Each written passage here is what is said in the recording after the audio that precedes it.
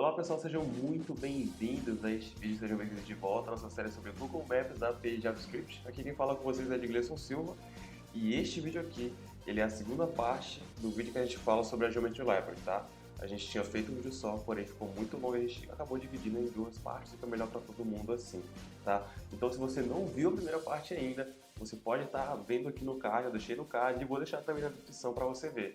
Não necessariamente você vai precisar ver essa parte, tá? Mas talvez seja um complemento interessante, talvez lá você vai encontrar o que você busca. Afinal, foi na primeira parte que a gente falou sobre Spherical, que tem muito mais métodos. Então é isso, curte o vídeo aí, se inscreve e até mais. Bom, pessoal, assim a gente encerra a parte do Spherical e já podemos entrar aqui no encoding, que como eu falei, é para a gente fazer essa codificação. A Google ela tem um algoritmo para isso, onde ela pega um path lá e ela dá um resultado final que é uma string. Eu vou deixar aqui o link na descrição sobre esse algoritmo para você dar uma olhada, né, sobre como ele funciona.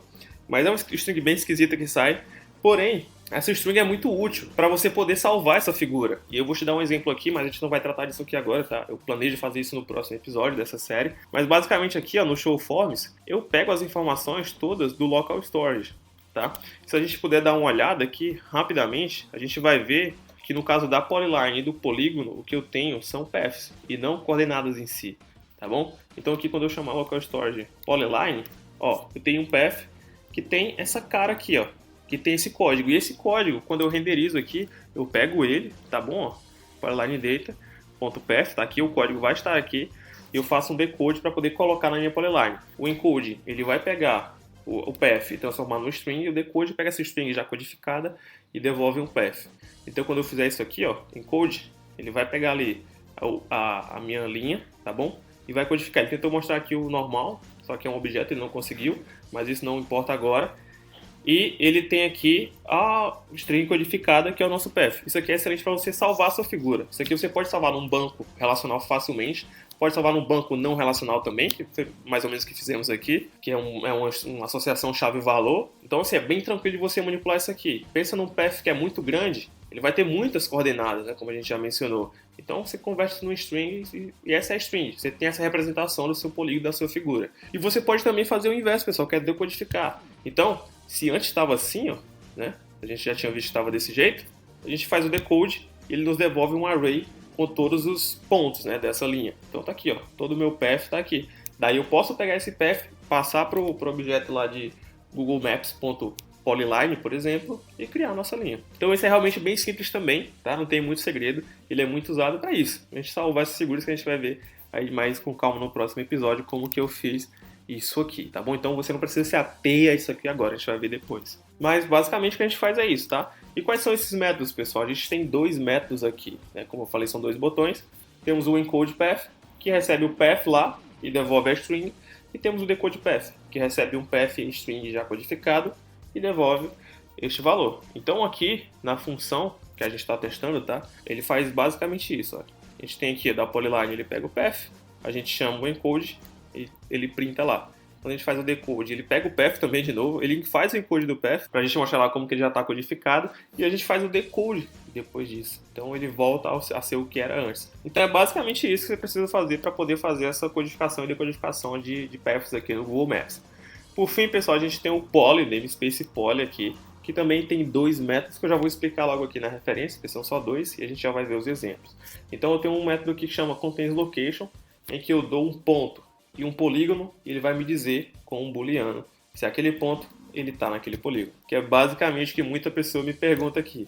Como que eu posso saber se determinado ponto está dentro de determinada área que eu tracei? Eu fiz uma cerca digital, sei lá, o usuário não pode sair dessa área, eu quero saber se ele saiu, enfim.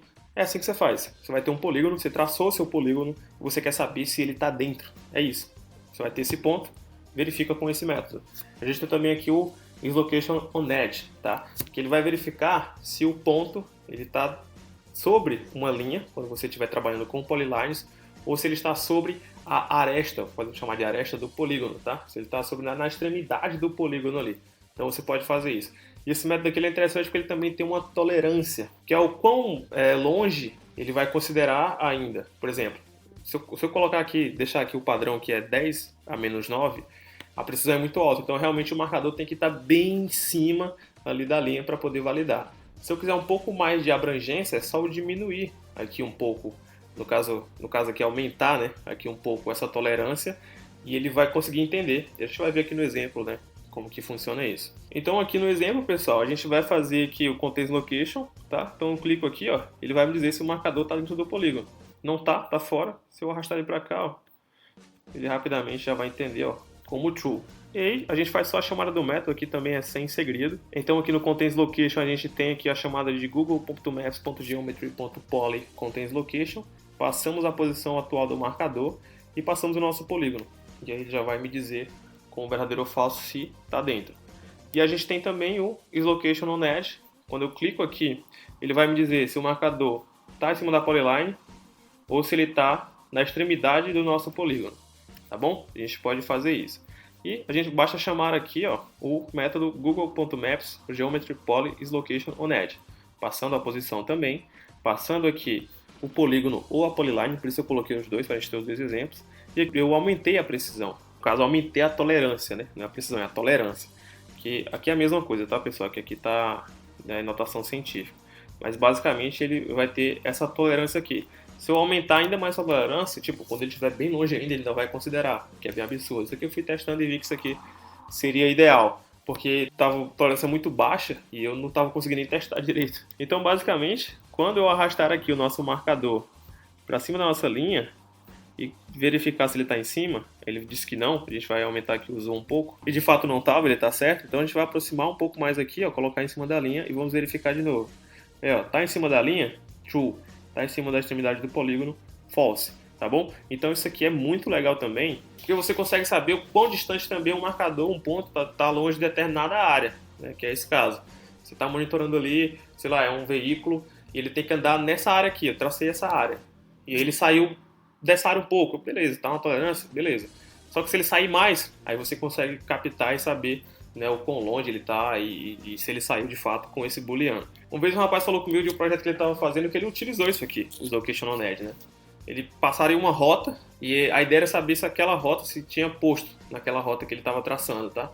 Então ele tinha vários postos de gasolina mapeados da empresa que ele trabalha lá e a ideia era essa, ele passar uma rota e saber se o posto, quantos postos tem naquela rota, enfim, esse tipo de coisa. E ele fez isso, ele fez com o isLocation on Edge, ele conseguiria saber se determinado ponto que estava aqui na extremidade, quão próximo ele estava da rota em si. Como a gente sabe o Directions, ele passa uma polyline, ele passa um path, né? A gente consegue fazer isso tranquilamente. Tá? É até bacana a gente poder fazer um exemplo aqui, mas não vai ser hoje. Então é basicamente isso, pessoal, que a gente tem para mostrar sobre a Geometry Library. Tá? A gente consegue calcular a área, calcular algumas funções de navegação, que são essas aqui, que são bem bacanas também, né? A gente faz codificação, que também é bem importante para salvar os registros ali das suas figuras.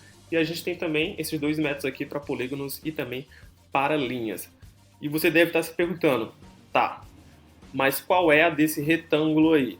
Bom, pessoal, a gente viu que nenhuma das funções que temos aqui, elas se aplicam diretamente aos retângulos, porque eles têm uma característica diferente. A gente viu quando eu estava falando sobre figuras aqui.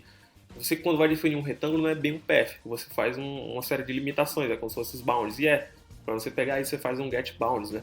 E então, ele não tem um método específico para isso, porém, você consegue converter um quadrado em um path. Então aqui, ó, tem esse exemplo aqui, por exemplo, que eu vou deixar na descrição para você também, desse usuário que fez esse GIST aqui pra gente, em que ele calcula a área de um retângulo, só pra gente ter um exemplo. Então ele pega o bounds, tá, ó, essa função recebe o bounds, que você consegue facilmente chamando um get bounds no seu retângulo, e ele converte esse bounds aqui, ó, em um path, tá bom?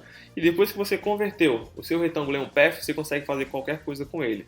Calcular o tamanho, o perímetro dele, calcular a área também, como a gente viu, que é só passar um path, e tá tudo certo, tá bom? Então eu vou deixar na descrição essa função para você dar uma olhada e ver como que você converte o seu retângulo em um path. E depois que você tem um path, pronto, você pode fazer o que a gente fez com polígonos aqui, você vai conseguir fazer com o seu retângulo. Então, pessoal, por esse vídeo aí, eu espero que você tenha gostado. A gente utilizou esse formato aqui especialmente para falar sobre a Geometry Library, por conta que ela tinha muita coisa a ser falada e muito exemplo a ser mostrado, tá bom? A gente vai procurar, vai fazer normalmente como a gente sempre fez, né, mostrando o código direitinho e fazendo, mas aqui tinha muita coisa e não daria.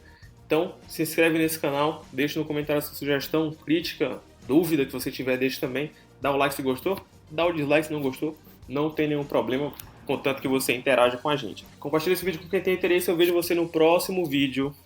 Até mais.